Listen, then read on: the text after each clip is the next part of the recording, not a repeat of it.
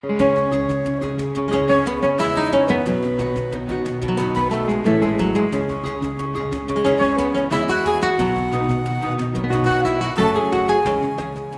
à tous et bienvenue dans la Coyager.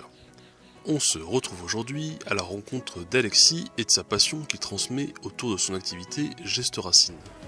Voilà, j'ai créé Geste Racine il y a ça va faire 1 an et demi. Voilà, c'est histoire de partager, de faire découvrir la préhistoire, l'histoire, l'Antiquité, les périodes en fait qui me passionnent. Surtout ça, c'est surtout une passion autour des artisanats et du travail des matières naturelles, les savoir-faire ancestraux et c'est une façon pour moi de retransmettre toutes ces compétences sous forme de stages, d'ateliers, de rassemblements, de démonstrations. Toi, à la base, t'es artisan ou rien à voir? À la base, ouais, je suis plutôt artisan et en fait, j'ai toujours été passionné par l'histoire et l'archéologie et j'ai envie de pousser un petit peu tous ces savoir-faire par curiosité en fait et tellement de techniques. Et j'aime aussi la nature en fait énormément et retrouver un équilibre en fait entre une symbiose entre le travail des matières naturelles et le travail manuel.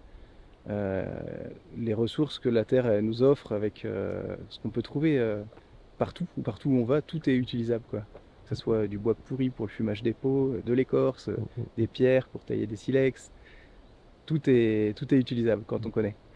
Alors le silex, faut le trouver dans la nature, il est de plus ou moins bonne qualité selon les morceaux. On va le sonner avec une pierre, on va prendre un petit galet, on va le sonner et quand ça sonne bien aigu, c'est que la pierre elle est bien dense.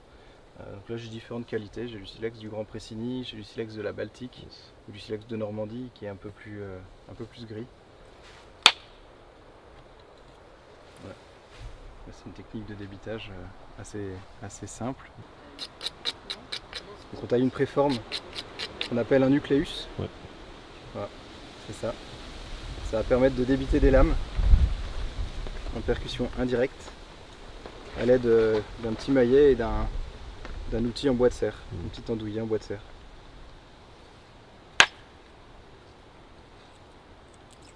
Voilà, c'est une technique qui est assez productive, qui permet d'optimiser la matière, produire une grande quantité de lames. Chaque éclat permet d'obtenir une lame. Yes.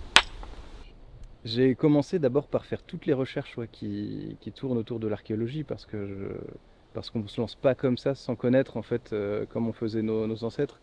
Ils ont déjà tout développé, ils ont déjà tout utilisé, donc il suffit d'apprendre ce qui se faisait à la préhistoire. Donc c'est des recherches dans des livres, sur internet énormément. Et une grosse partie c'est du travail de recherche et voilà. Après c'est aussi du partage entre des amis, des archéologues. On s'échange des savoir-faire aussi lors de rassemblements. Voilà, on va partager tout un tas de savoir-faire, on s'enrichit comme ça mutuellement. Yes. Alors, t'es plutôt centré sur une époque en particulier ou sans plus? Je suis pas centré sur une époque en particulier. En fait, je peux être pour la préhistoire, c'est assez global. J'aime bien présenter tout ce qui se faisait du paléolithique jusqu'au néolithique. Voilà, j'ai fait un petit peu même de fonte de bronze. J'ai travaillé un peu le cuivre, un peu, c'était aussi intéressant. Peut-être que je développerai plus tard. En fait, c'est aussi faisable. Et j'aime bien la période antiquité et le médiéval aussi pour présenter les techniques de travail des matières osseuses. En fait, c'est ce qu'on appelle la tabletterie. C'est un artisanat qui a disparu dans le début des années 1900 parce qu'on a eu le plastique qui l'a remplacé tout simplement. Et voilà, c'est une super matière qui mérite d'être un peu revalorisée aussi. Et déjà, simplement le présenter, représenter ça comme ça se faisait très bien dans l'Antiquité, ça surprend les gens de retrouver de l'os comme ça dans les objets du quotidien, alors qu'en fait c'était super populaire à l'époque.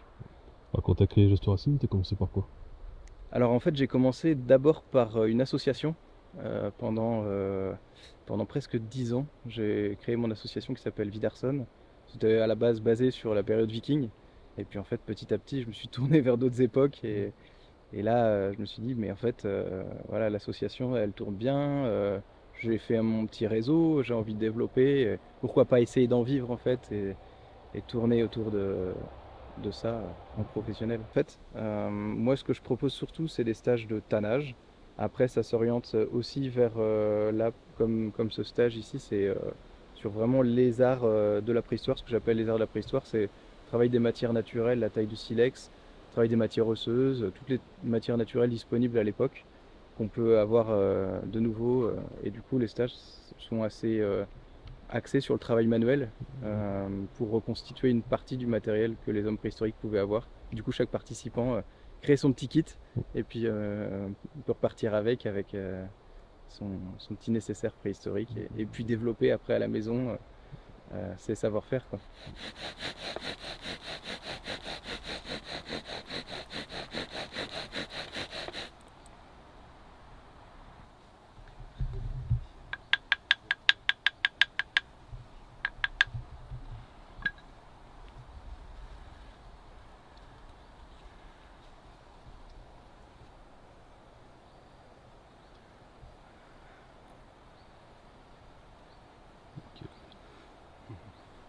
Du premier coup.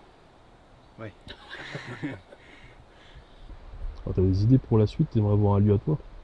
Ouais, l'idée ce serait peut-être d'avoir un lieu, un terrain, ou construire peut-être des huttes, des abris préhistoriques.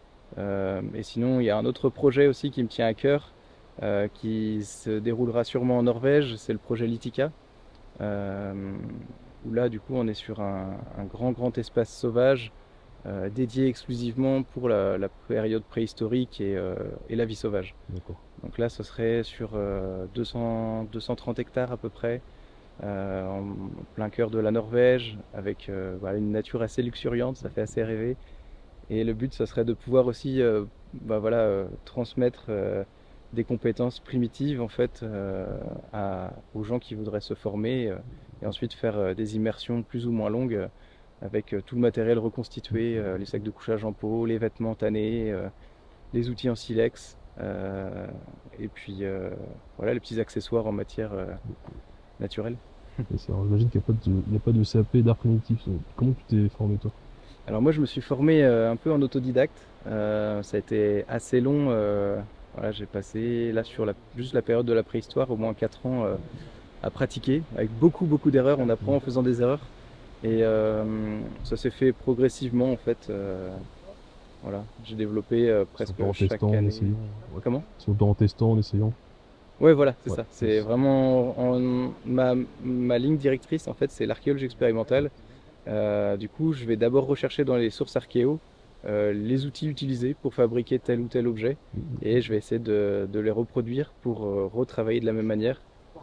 Et bon, je suis assez manuel de base parce que je suis tailleur de pierre en fait, donc j'ai appris à utiliser les outils. Et voilà, dans la famille, on est assez polyvalent aussi. J'ai appris aussi en regardant mon père travailler différents matériaux. Donc voilà, j'ai développé petit à petit mes compétences. Et t'as des archéos parfois qui te contactent pour tester des trucs? Ou c'est un peu rare? Alors j'ai été contacté par des archéologues pour justement faire de l'archéologie expérimentale sur un travail de matière osseuse par exemple. Donc on part d'un objet retrouvé dans un contexte particulier, on ne sait pas du tout ce que c'est, on ne sait pas du tout comment on l'utilise, l'outil de base. Par contre, on va le reconstituer en essayant de retrouver déjà les techniques et les étapes de fabrication de la pièce. Et après, à partir de ça, on va essayer de l'utiliser dans différents contextes pour comprendre, en étudiant la tracéologie, en fait, en comparant les traces de l'objet qu'on a reconstitué et les traces de l'objet qui a été retrouvé, pour petit à petit reconstituer le cheminement et retrouver à quoi pouvait servir cet outil. D'accord. Excellent. Alors, tu me disais que tu faisais aussi du tannage de peau. Ouais, le tannage des peaux, ça sert surtout pour les vêtements. Toute ma tenue, en fait, c'est du cuir de cerf et de biche que j'ai tanné à la cervelle, Ouais. technique primitive. C'est ensuite fumé, c'est ce qui donne cette couleur jaune. Ça, c'est aussi proposé lors des stages sur 3 jours, Ouais. principalement. Et du coup, tu fais quoi comme type de stage? 3 jours, 5 jours? 3 jours sur le thème du tannage et Ouais. 5 jours là sur les arts de la préhistoire. Pour l'instant, c'est surtout autour de ça que ça tourne.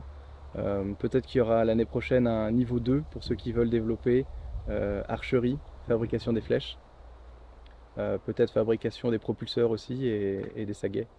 Voilà, sur une semaine, ça peut être jouable. Je pars, j'ai envie de voyager en fait, j'ai envie d'apprendre partout dans le monde rencontrer des tribus, j'ai envie de rencontrer des gens qui ont encore ces savoir-faire aussi, et surtout ce mode de vie en fait un peu plus proche de la nature pour, pour essayer de trouver un équilibre, trouver un moment, un lieu où me poser et établir un mode de vie vraiment proche de la nature. Est-ce qu'il y aura des pistes où tu aimerais aller? De tribus qui t'intéressent? Non, en fait, j'ai pas trop envie de. Limite, pour l'instant, j'ai pas envie d'aller les embêter. Ouais. On va dire qu'ils n'ont pas besoin. Euh, L'idée, ce serait peut-être de constituer une tribu, en fait, et de reconstituer peut-être un lieu un peu sauvage où habiter dans la nature, et voilà. Alexis, un grand merci à toi. Merci à toi. Et puis à bientôt. Un grand merci pour avoir suivi cette vidéo. Vous pourrez retrouver les réseaux d'Alexis en description. N'hésitez pas à nous rejoindre sur Instagram pour plus de backstage, et à très bientôt sur la Coeggia.